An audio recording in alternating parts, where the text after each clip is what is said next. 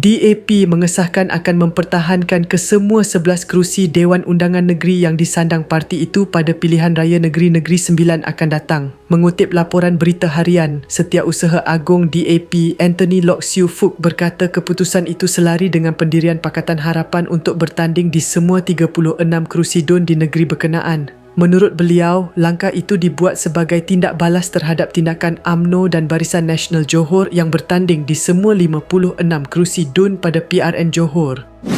Anthony Loke berkata, DAP akan mempertahankan semua 11 kerusi kami. Pendirian kita jelas, UMNO mahu lawan semua kerusi di Johor, PH mahu lawan semua di Negeri Sembilan. Di Negeri Sembilan, kita tidak boleh bercakap tentang kerjasama. Keseluruhan idea pembubaran ini kerana UMNO sudah menarik sokongan mereka. Bagaimana kita boleh berkata sekarang kami akan bekerjasama dengan mereka untuk mengelakkan sebarang kekalahan? Beliau turut menegaskan bahawa jalan terbaik ketika ini adalah mengembalikan mandat kepada rakyat menerusi PRN yang bakal diadakan.